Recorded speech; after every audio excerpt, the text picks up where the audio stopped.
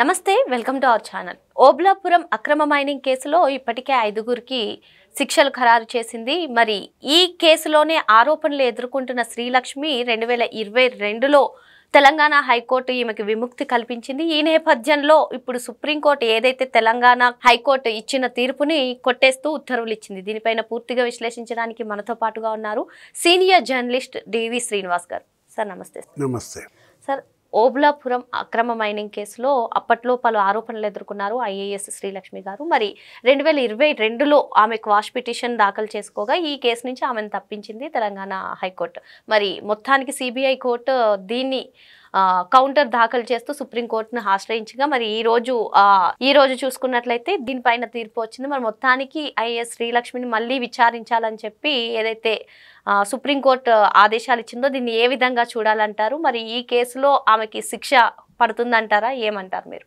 ఎందుకంటే ఇవాళ సుప్రీంకోర్టు 3 నెలల్లో దాని విచారణ కూడా కంప్లీట్ చేయమంది.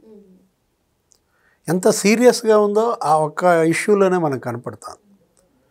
సిబిఐ న్యాయస్థానం 5గురికి 7 ఏళ్ల జైలు శిక్ష విధించడంతో పాటు అక్కడ అక్రమాలకు పాల్పడి ఈ దొంగలందరికీ కూడా ఇవాళ కుమ్మక్కైనటువంటి ఆ అవినీతి అధికారి విడి రాజగోపాల్ మైనింగ్ ఆ గనుల శాఖ అధికారి, ఆయనకి ఆ 4 ఏళ్ళు అదనంగా శిక్ష పడింది, అదనంగా జరిమానా పడింది. అంటే అక్కడ అధికారికి అటువంటి తీర్పు వచ్చినప్పుడు ఆ అధికారి పైన ఉన్నటువంటి సుపీరియర్ ఈమె ఎవరు? శ్రీలక్ష్మి.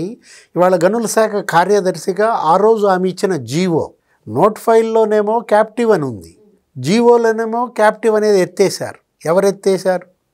ఆ సంతకం పెట్టింది ఎవరు? శ్రీలక్ష్మి. నీకెవరిచ్చారు అధికారం? ఇవాళ శ్రీలక్ష్మికి తాత్కాలిక ఉపశమనం ఇచ్చింది ఏది? హైకోర్టు. ఆమె క్వాష్ పిటిషన్ వేసుకుంది, దాన్ని అనుమతించింది. అప్పుడే సిబిఐ మీరు అన్నట్టుగా సుప్రీంకోర్టులో ఛాలెంజ్ చేసింది. ఈరోజు శ్రీలక్ష్మి రాజగోపాల్ లాగా ఆమెకు కూడా 7 ఏళ్ల శిక్ష పడుద్దా? 4 ఏళ్ళ అదనపు శిక్ష పడుద్దా?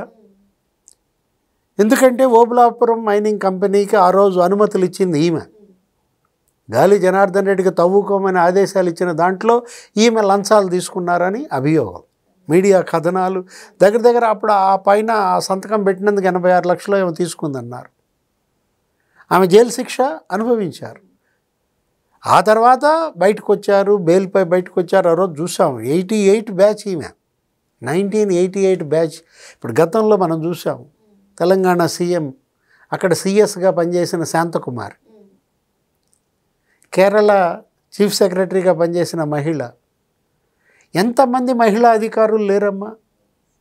వాళ్ళ స్థాయిలో ఈమె కూడా ప్రధాన కార్యదర్శి కావాల్సిన వ్యక్తి, అసలు కేంద్ర కార్యదర్శి కావాల్సిన వ్యక్తి, సెంట్రల్ గవర్నమెంట్లో సెక్రటరీగా చేయాల్సినటువంటి ఆ రేంజ్కి చేరుకోవాల్సిన శ్రీలక్ష్మి ఇవాళ ఇదా? కారణం అవినీతి, అక్రమాలు. జగన్మోహన్ రెడ్డి సీఎం కాగానే ఈమె విముక్తి. ఈమెను తీసుకెళ్ళి విజయసాయిరెడ్డి కేంద్రాన్ని దగ్గరికి తీసుకెళ్ళి ఈమె తెలంగాణలో ఉంటే తెలంగాణ క్యాడర్ శ్రీలక్ష్మిని ఆంధ్రప్రదేశ్కి తెచ్చుకోవటం, జగన్ సీఎంగా ఈమెకి పురపాలక శాఖ కార్యదర్శి పదవి అప్పజెప్పడం, జగన్ సీఎంగా మళ్ళా ఓఎంసీ కేసులో మళ్ళా తవ్వకాలకు అనుమతులు ఇవ్వమని కోరడం, అంటే మళ్ళా గాలి జనార్దన్ రెడ్డిని మేపడానికి ప్రయత్నించటం,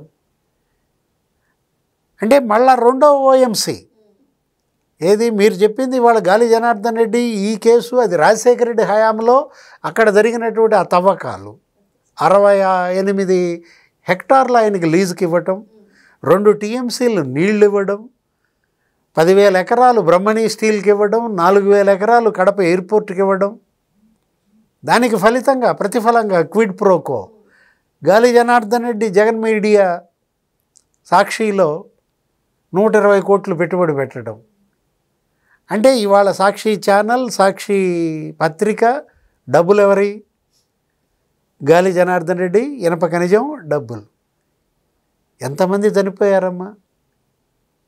అక్కడ గిరిజనులు ఎంతమందిని మట్టు పెట్టారు? అక్కడ ఉన్నటువంటి మిగతా ఆ గనుల యజమానులను ఎంతమందిని బెదిరించారు?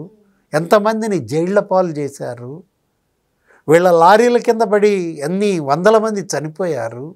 వాళ్ళందరి ఉసురు తగిలేగా సుంకులమ్మ గుడి కొట్టేశారు. ఎంత పాపం.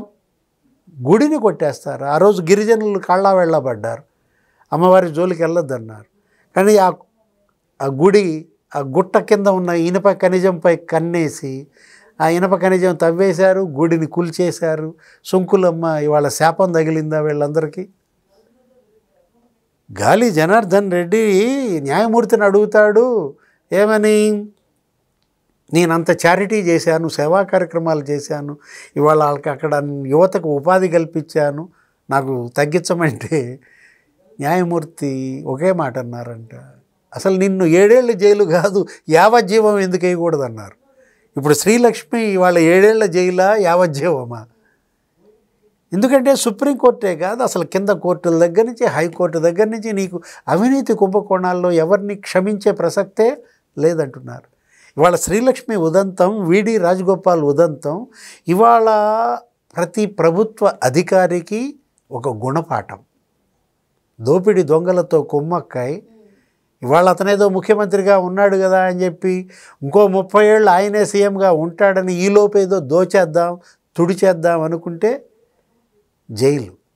ఎవరికి గుణపాఠం అంటే ఇది ఇవాళ శ్రీలక్ష్మికి గుణపాఠం కాదు. ఇవాళ విడి రాజగోపాల్, శ్రీలక్ష్మి, ఇవాళ మైనింగ్ వెంకటరెడ్డికి ఒక లెసన్, బెవరేజెస్ కార్పొరేషన్ వాసుదేవరెడ్డికి ఒక గుణపాఠం, లేకపోతే టీటీడీ ధర్మారెడ్డికి ఒక గుణపాఠం, ఐఎన్పిఆర్ తుమ్మా విజయ్ కుమార్ రెడ్డికి ఒక గుణపాఠం అన్నమాట.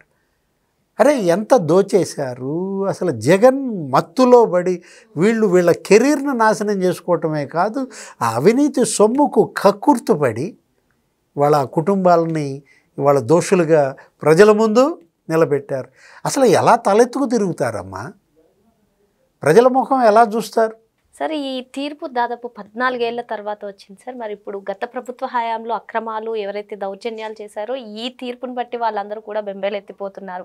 అంటే నెక్స్ట్ మేమే అన్నట్టు వాళ్ళ గుండెల్లో రైళ్లు పరిగెడుతున్నాయని చెప్పి పలువురు విమర్శిస్తున్నారు. మీరేమంటారు?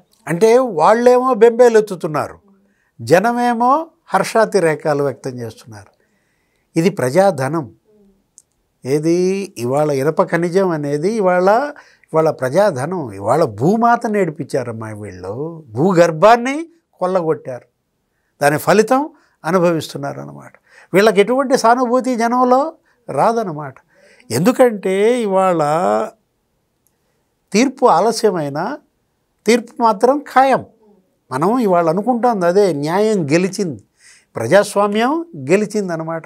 గతంలో తెలుగుదేశం, సిపిఐ, సిపిఎం, ఇప్పుడున్న టీఆర్ఎస్, అదే బీఆర్ఎస్, అసలు విపక్షాలన్నీ పుస్తకాల మీద పుస్తకాలు వేసాయి. రాజా ఆఫ్ కరప్షన్ అనే ఒక బుక్ అనమాట. ఇది రాజశేఖర్ రెడ్డి కాదు, అతను రాజా ఆఫ్ కరప్షన్ అన్నమాట. కింగ్ ఆఫ్ కరప్షన్ అని పుస్తకాలు వేశారు. ఇతనేమో ప్రిన్సెస్ ఆఫ్ కరప్షనా, యువరాజు. ఇవాళ ఇతన్నే రాజు అయ్యాడు. కానీ రాజు అయినా మీరు జైలుకి వెళ్ళక తప్పదన్నమాట. ఎందుకంటే ఇది ప్రజాస్వామ్యం. ఇవాళ రాజశేఖర రెడ్డి బతుకుంటే ఈ కేసులో జైలుకి వెళ్ళాల్సి వచ్చేది. సబితా ఇంద్రారెడ్డిని నిర్దోషిగా వదిలేశారు. ఎందుకంటే ఆమె తప్పు ఏమీ లేదు. ఆమె ఒకటే ఏంటి, నేను రాసిన నోట్ ఫైల్ నా సంతకం ఉన్న దాట క్యాప్టివ్ మైనింగ్ అనేది ఉంది. వీళ్ళు బ్రహ్మణి స్టీల్స్ కడతామన్నారు. ఆ కట్టే స్టీల్ ఫ్యాక్టరీకి ఇనుప ఖనిజం ఇవ్వమని మేము చెబితే వీళ్ళకి ఇచ్చిన ప్రాంతంలో నాసిరకం ఇనుప ఖనిజం థర్డ్ క్వాలిటీ, అది ఏంటి 40,000 టన్నులే తవ్వారు అక్కడ. కానీ 1,10,000 టన్నులు అవతల మొత్తం తుడిచిపెట్టారు. ఎక్కడ? వీళ్ళకి అనుమతి ఇవ్వని ప్రాంతంలో అడవి తవ్వేశారు. అసలు కర్ణాటక, ఆంధ్రప్రదేశ్ సరిహద్దుల్ని చెరిపేశారన్నమాట బళ్ళారి మాఫియా. అదంతా బయటపెట్టింది ఎవరు? సంతోష్ హెగ్డే, అప్పటి కర్ణాటక లోకాయుక్త బయటపెట్టాడు. దీన్ని కన్నెర్ర చేశాడు ఎవరి రెడ్డి బ్రదర్స్. ఇవాళ ఈ బంగారపు కుర్చీలేంటి, బంగారపు పళ్ళాలేంటి, కిరీటం ఏంటి? ఇతనేదో కృష్ణదేవరాయల అవతారం అని తనను తాను ఒక కృష్ణదేవరాయలుగా భావించాడు. ఎవరు? గాలి జనార్దన్ రెడ్డి. అన్నీ చేసుకునేవాడంట. ఒక ఖడ్గం, ఒక డ్రస్సు, ఒక కిరీటం పెట్టుకునేవాడంట ఇంట్లో కూర్చుని. అంటే ఇవాళ జైల్లో చిప్పకూడ, బంగారపు పళ్ళెంలో తిన్న రక్తపు కూడు ఇవాళ జైల్లో చిప్పకూడైందా? ఇది లెసన్ అంటోంది. అదే ఎవరికి? ఈ దోపిడి దొంగలకు ఒక గుణపాఠం. ఆ దోపి దొంగలకి కొమ్ము కాసినటువంటి ఈ లంచగొండి అధికారులకి ఒక గుణపాఠం అని. మరి న్యాయ వ్యవస్థలను అడ్డు పెట్టుకొని ఎవరైతే తప్పించుకునే ప్రయత్నం చేస్తారో వాళ్ళందరికీ కూడా శిక్ష తప్పక పడుతుందని, ఆలస్యమైనా సరే న్యాయమే గెలుస్తుందని, ఈ కేసు ఈ దోపిడీ దొంగలకు అందరికీ ఒక గుణపాఠం అని చెప్పి సార్ చెప్తున్నారు. Thank you sir. నమస్తే.